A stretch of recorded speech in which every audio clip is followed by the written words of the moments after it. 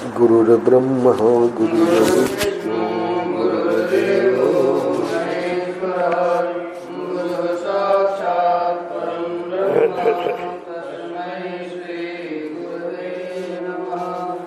रामं रामानुजं सीतां भरतं भरतानुजम् सुग्रीवं वायुसूनुं च प्रणमामि पुनः पुनः। नमोऽस्तु रामाय सलक्ष्मणाय देव्यै च तस्यै जनकात्मजायै।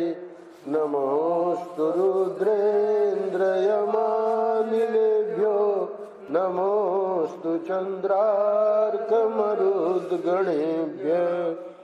नारायण नारायण नारायण नारायण।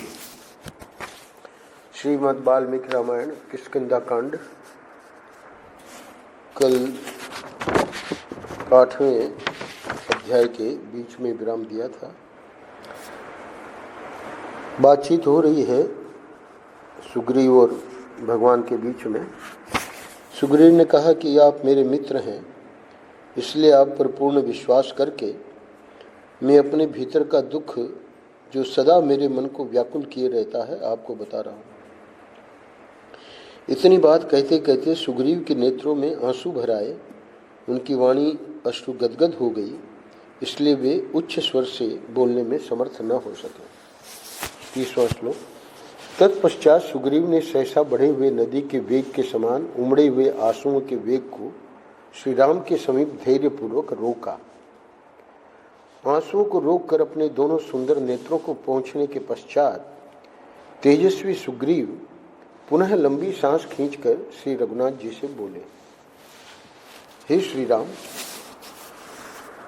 पहले की बात है, बलिष्ठ वाली ने कटुवचन सुनाकर बलपूर्वक मेरा तिरस्कार किया और अपने राज्य युवराज पद से नीचे उतार दिया। इतना ही नहीं, मेरी स्त्री को भी, जो मुझे प्राणों से भी अधिक प्रिय है, उसने छीन लिया और जितने मेरे सुहृद थे उन सबको कैद में डाल दिया। हे रघुनंदन, इसके बाद भी वह दुरात्मा वाली मेरे विनाश के लिए यत्न करता रहता है। उसके भेजे हुए बहुत से वानरों का मैं वध कर चुका हूँ। हे रघुनाथ जी, आपको भी देखकर मेरे मन में ऐसा ही संदेह हुआ था, इसीलिए डर जाने के कारण मैं पहले आपके पास न आ सका, क्योंकि भय का अवसर आने पर प्रायः सभी डर जाते हैं। केवल ये हनुमान आदि वानर ही मेरे सहायक हैं, अतः महान संकट में पड़कर भी मैं अब तक प्राण धारण करता हूँ। इन लोगों का मुझ पर स्नेह है, अतः ये सभी वानर सब ओर से सदा मेरी रक्षा करते रहते हैं। जहाँ जाना होता है वहाँ साथ साथ जाते हैं, और जब कहीं मैं ठहर जाता हूँ वहाँ ये नित्य मेरे साथ रहते हैं। हे रघुनंदन, यह मैंने संक्षेप से अपनी हालत बताई, आपके सामने विस्तार पूर्वक कहने से क्या लाभ। वाली मेरा ज्येष्ठ भाई है, फिर भी इस समय मेरा शत्रु हो गया है। उसका पराक्रम सर्वत्र विख्यात है। इस समय जो मेरा दुख है वह उसका नाश होने पर ही मिट सकता है। मेरा सुख और जीवन उसके विनाश पर ही निर्भर है। यद्यपि भाई का नाश भी दुख का ही कारण है, तथापि इस समय जो मेरा दुख है वह उसका नाश होने पर ही मिट सकता है। हे श्री राम, यही मेरे शोक के नाश का उपाय है। मैंने शोक से पीड़ित होने के कारण आपसे ये बात निवेदन की है, क्योंकि मित्र दुख में हो या सुख में वह अपने मित्र की सदा ही सहायता करता है। अब यहाँ पर भगवान पूछ रहे हैं। यह सुनकर श्री राम ने सुग्रीव से कहा, तुम दोनों भाइयों में वैर पड़ने का क्या कारण है, यह मैं ठीक ठीक सुनना चाहता हूँ। हे वानर राज, तुम लोगों की शत्रुता का कारण सुनकर तुम दोनों की प्रबलता और निर्बलता का निश्चय करके फिर तत्काल ही तुम्हें सुखी बनाने वाला उपाय करूँगा।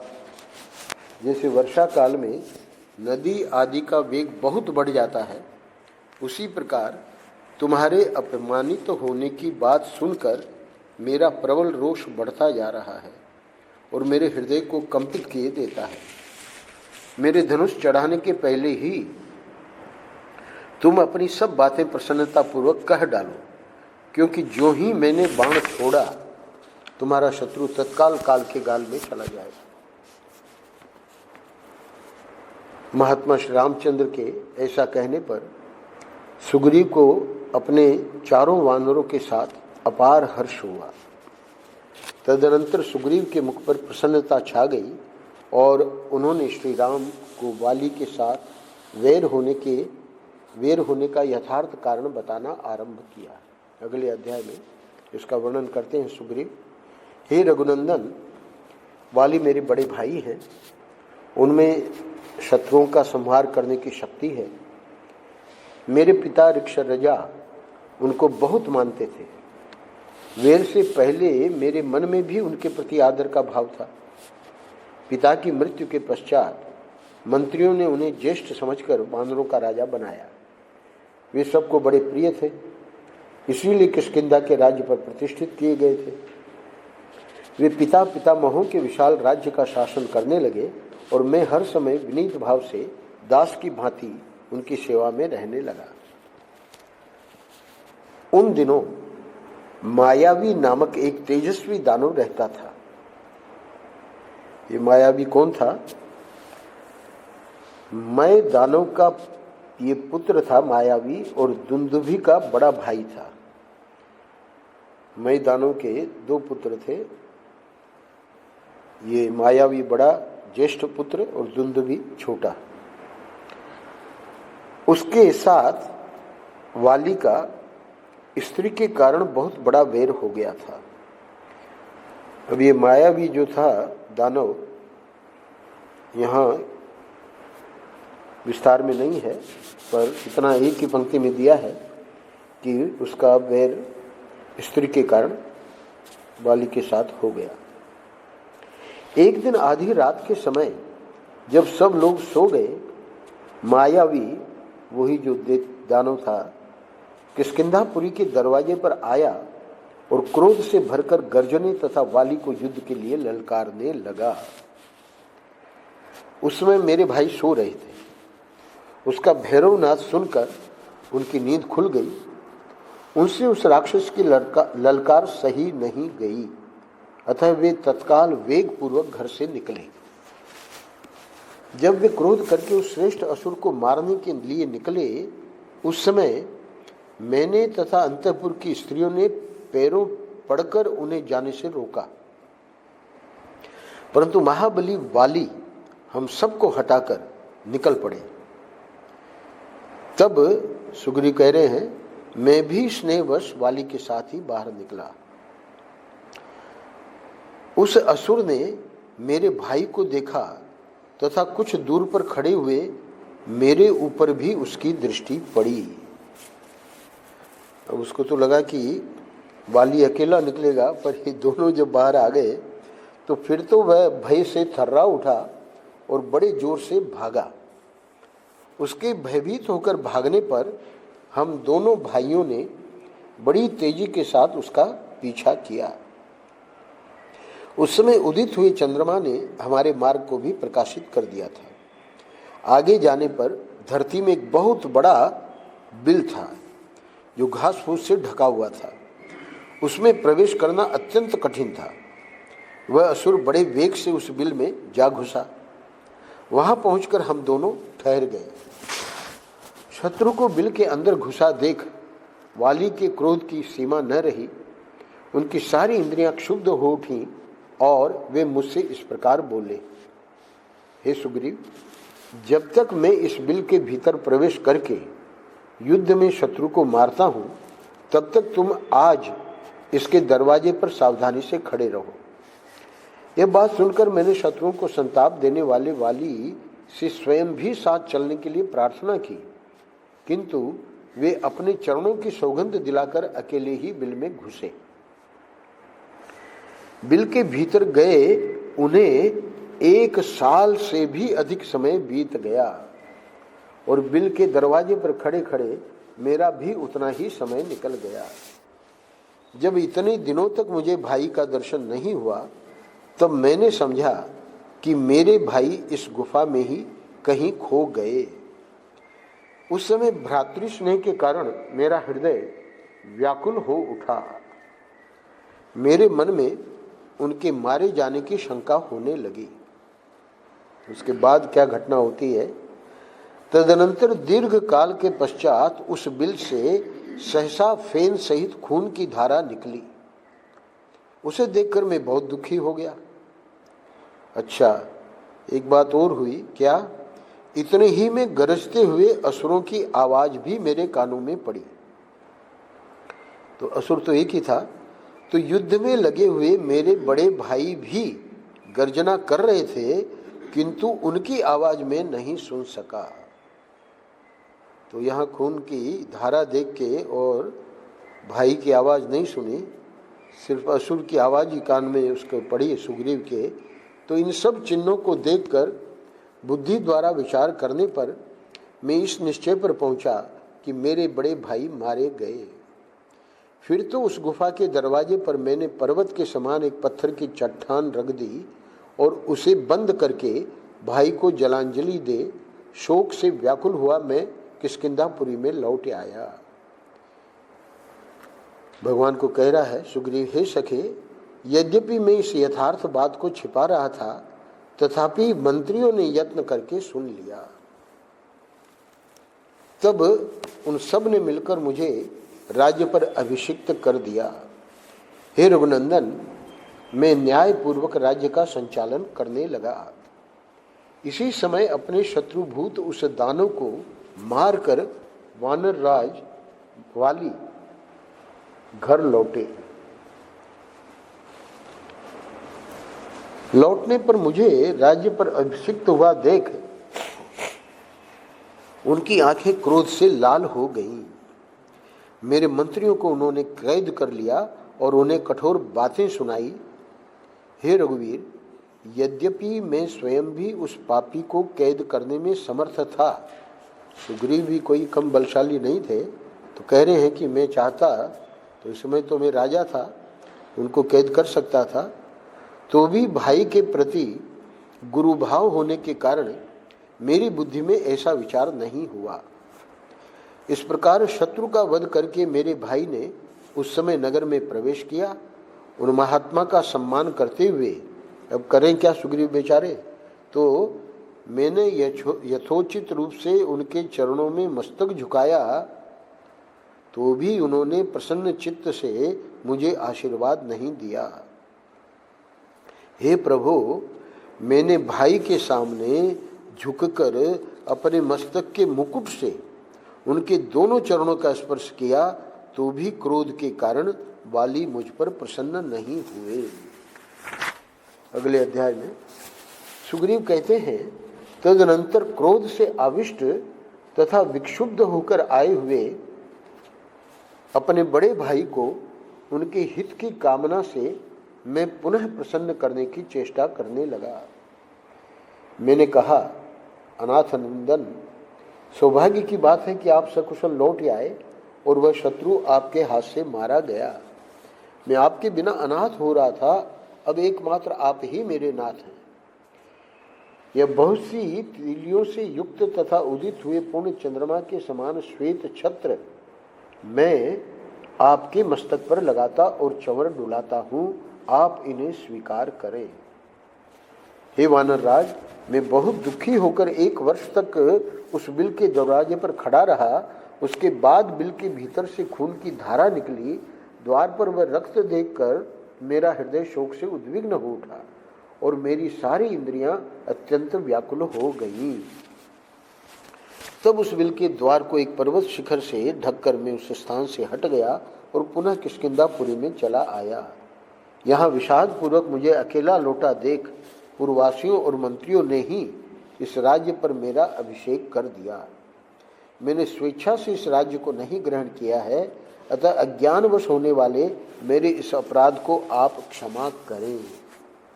आप ही यहाँ के सम्मानीय राजा हैं और मैं सदा आपका पूर्ववत सेवक हूँ। आपके वियोग से ही राजा के पद पर मेरी यह नियुक्ति की गई। मंत्रियों, पुरवासियों तथा नगर सहित आपका यह सारा अकंटक राज्य मेरे पास धरोहर के रूप में रखा था, अब इसे मैं आपकी सेवा में लौटा रहा हूँ। आप मुझ पर क्रोध न करें हे राजन, मैं इसके लिए मस्तक झुकाकर प्रार्थना करता हूँ और हाथ जोड़ता हूँ।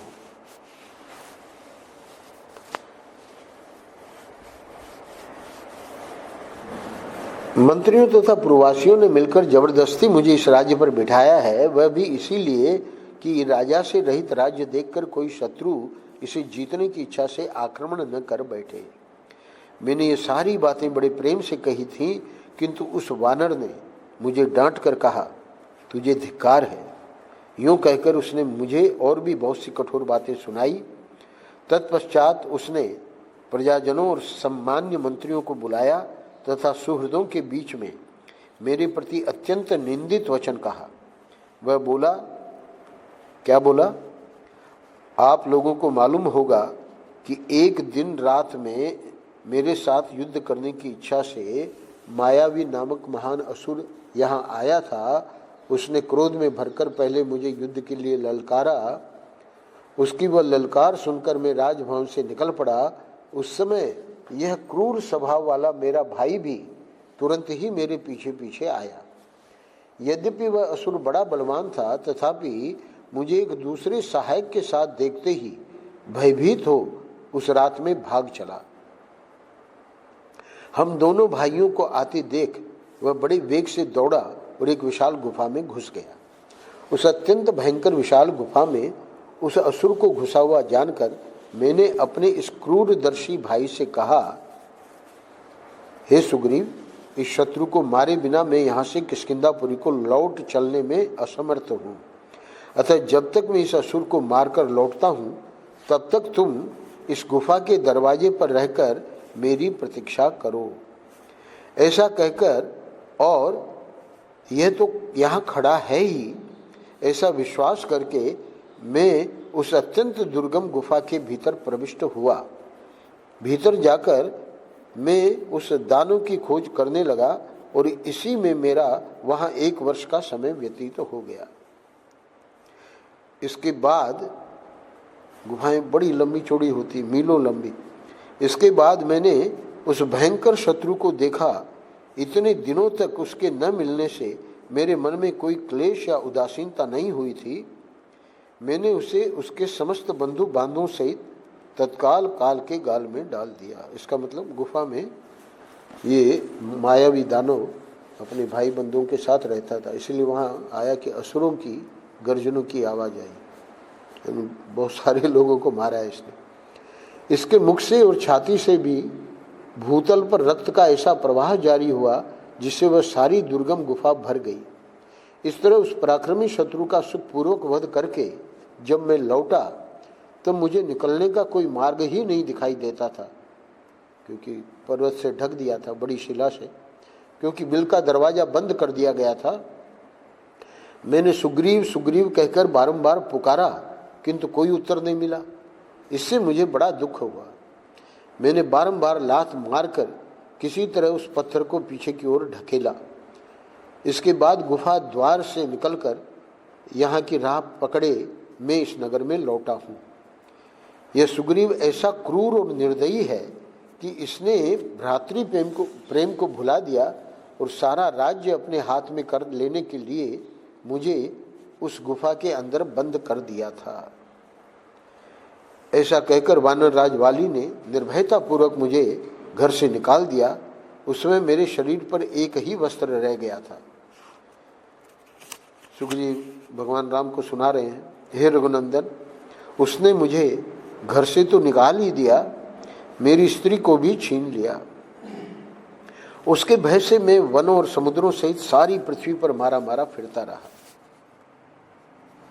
अंततो गत्वा मैं भार्या हरण के दुख से दुखी हो इस श्रेष्ठ पर्वत ऋष्य मुख पर चला आया, क्योंकि एक विशेष कारणवश वाली के लिए इस स्थान पर आक्रमण करना बहुत कठिन है। अब ये समुद्रों सहित सारी पृथ्वी पर मारे मारे फिरे हैं, इसका आगे वर्णन आएगा। अंत में जाके ये जो उनको ध्यान में आया कि एक जगह रुक जाए और वो ये ऋषमुख पर्वत पर, अब ये आगे घटना सुनावेंगे। ये ऋषमुख पर्वत पर वाली का चूंकि प्रवेश नहीं है। हे रघुनाथ जी, यही वाली के साथ मेरे वैर पड़ने की विस्तृत कथा है। यह सब मैंने आपको सुना दी। देखिए, बिना अपराध के ही मुझे यह सब संकट भोगना पड़ता है। हे वीरवर, आप संपूर्ण जगत का भय दूर करने वाले हैं, मुझ पर कृपा कीजिए और वाली का दमन करके मुझे उसके भय से बचाइए। सुग्रीव के ऐसा कहने पर धर्म के ज्ञाता परम तेजस्वी श्री रामचंद्र जी ने उनसे हंसते हुए से यह धर्म युक्त वचन कहना आरंभ किया। भगवान कह रहे हैं, हे मित्र, ये मेरे सूर्य के समान तेजस्वी तीखे बाण अमोघ हैं जो दुराचारी वाली पर रोष पूर्वक पड़ेंगे। जब तक तुम्हारी भार्या का अपहरण करने वाले उस वानर को मैं अपने सामने नहीं देखता हूँ, तब तक सदाचार को कलंकित करने वाला वह पापात्मा वाली जीवन धारण कर लेवे। मैं अपने ही अनुमान से समझता हूँ कि तुम शोक के समुद्र में डूबे हुए हो। मैं तुम्हारा उद्धार करूँगा। तुम अपनी पत्नी तथा विशाल राज्य को भी अवश्य प्राप्त कर लोगे। श्री राम का यह वचन हर्ष और पुरुषार्थ को बढ़ाने वाला था। उसे सुनकर सुग्रीव को बड़ी प्रसन्नता हुई। फिर वे बहुत ही महत्वपूर्ण बात कहने लगे। अब आगे क्या कहते हैं अगले अध्याय में। श्री रामचंद्र जी का वचन हर्ष और पुरुषार्थ को बढ़ाने वाला था। उसे सुनकर सुग्रीव ने उसके प्रति अपना आदर प्रकट किया और श्री रघुनाथ जी की इस प्रकार प्रशंसा की।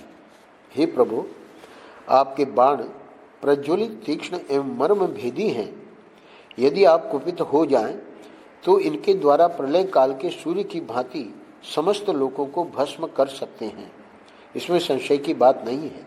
परंतु वाली का जैसा पुरुषार्थ है, जो बल है और जैसा धैर्य है, वह सब एक चित्त होकर सुन लीजिए। उसके बाद जैसा उचित हो कीजिएगा। अब सुग्रीव सुना रहे हैं वाली में कितना बल है और कितना धैर्य है। वाली सूर्योदय के पहले ही पश्चिम समुद्र से पूर्व समुद्र तक और दक्षिण सागर से उत्तर तक घूम आता है, फिर भी वह थकता नहीं। इतनी जबरदस्त उसकी वॉकिंग है। पराक्रमी वाली पर्वतों की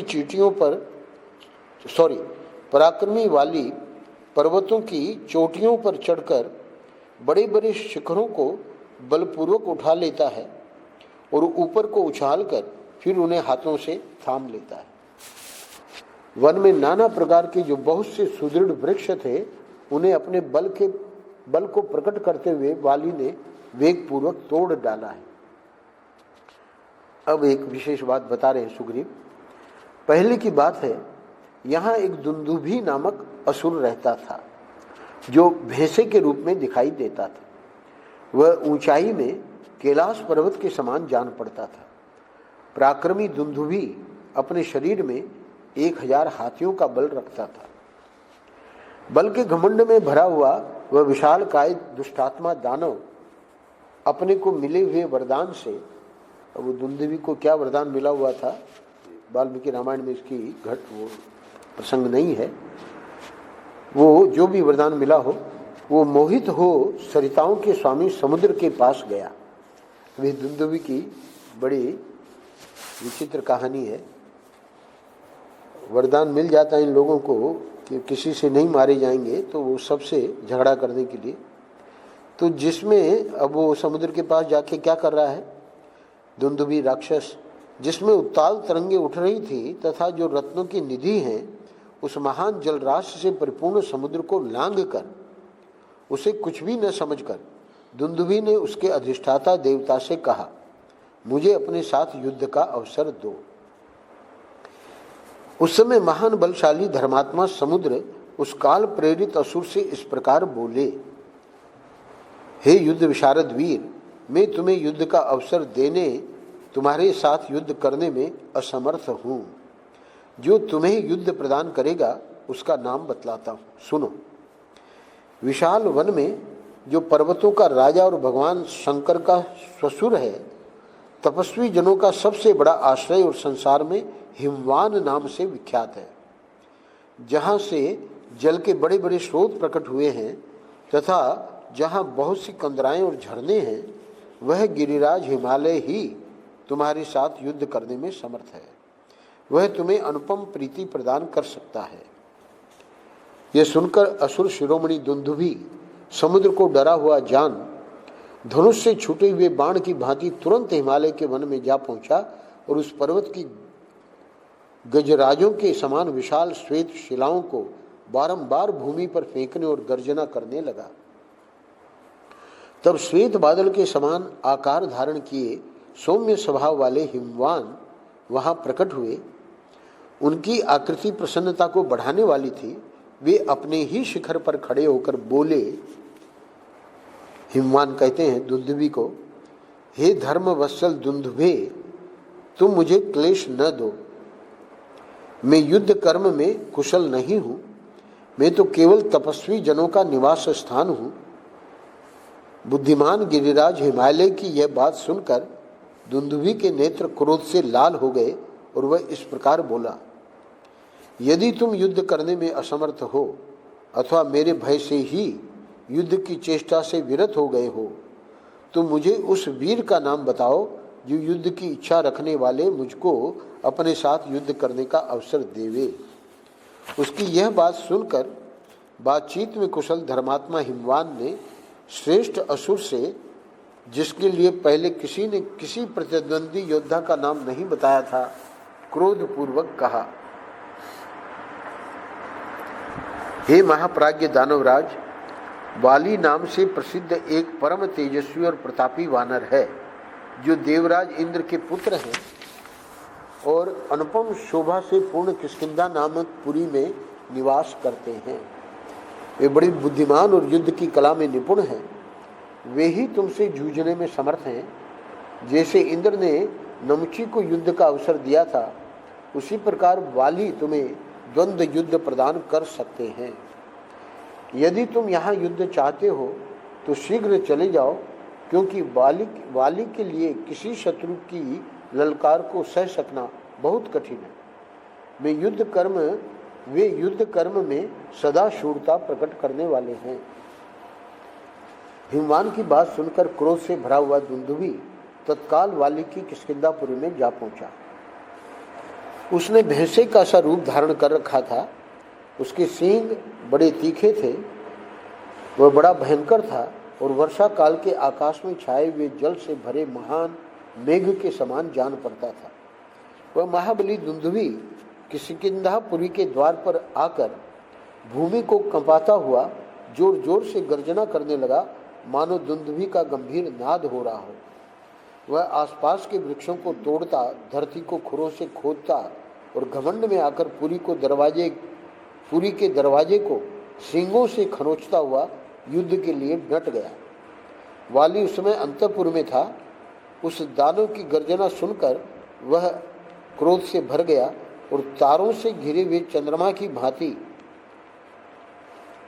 स्त्रियों से घिरा हुआ नगर के बाहर निकल आया। समस्त वनचारी वानरों के राजा वाली ने वहां सुस्पष्ट अक्षरों तथा पदों से युक्त परिमित वाणी में उस दुंदुभी से कहा, हे महाबली दुंदुभे, मैं तुम्हें अच्छी तरह जानता हूं। तुम इस नगर द्वार को रोककर क्यों गरज रहे हो? अपने प्राणों की रक्षा करो। बुद्धिमान वानर राज वाली का यह वचन सुनकर दुंदुभी की आंखें क्रोध से लाल हो गई। वह उससे इस प्रकार बोला। अब दुंदुभी क्या कहता है, हे वीर, तुम्हें स्त्रियों के समीप ऐसी बात नहीं कहनी चाहिए। मुझे युद्ध का अवसर दो, तब मैं तुम्हारा बल समझूंगा। अथवा वानर, हे वानर, मैं आज की रात में अपने क्रोध को रोके रहूंगा। आगे बड़ा मजेदार बात कहता है दुंदुभी वाली को कहता है, मैं आज की रात अपने क्रोध को रोके रहूंगा। तुम स्वेच्छानुसार काम भोग के लिए सूर्योदय तक समय मुझसे ले लो। वानरों को हृदय से लगाकर जिसे जो कुछ देना हो दे दो। तुम समस्त कपियों के राजा हो न, अपने सुहृदों से मिल लो, सलाह कर लो, किष्किंधापुरी को अच्छी तरह देख लो, अपने समान पुत्र आदि को इस नगरी के राज्य पर अभिषिक्त कर दो और स्त्रियों के साथ आज जी भरकर क्रीड़ा कर लो। इसके बाद मैं तुम्हारा घमंड चूर कर दूंगा, यानी अगले दिन सुबह तक मैं तुम्हारी प्रतीक्षा करूंगा। और अगले श्लोक में कहता है, जो मधुपान से मत, असावधान, युद्ध से भगे हुए, अस्त्र रहित, दुर्बल, तुम्हारे जैसे स्त्रियों से घिरे हुए तथा मद मोहित पुरुष का वध करता है, वह जगत में गर्भ हत्यारा कहा जाता है। यानी इस समय तुमको मैं नहीं मारूंगा। अब उधर वाली भी बड़ा वैसा था। यह सुनकर वाली मंद मंद मुस्कुराकर उन तारा आदि सब स्त्रियों को दूर हटा उस असुर राज से क्रोधपूर्वक बोला। यहाँ 37वें श्लोक पर हम आज विश्राम दे रहे हैं। अब आगे वाली क्या कहता है और फिर दुंदुभी के साथ वो क्या करता है, ये अध्याय लंबा है, 93 श्लोक हैं, 11वां अध्याय है, बहुत मज़ेदार। नारायण नारायण नारायण नारायण। श्री राम।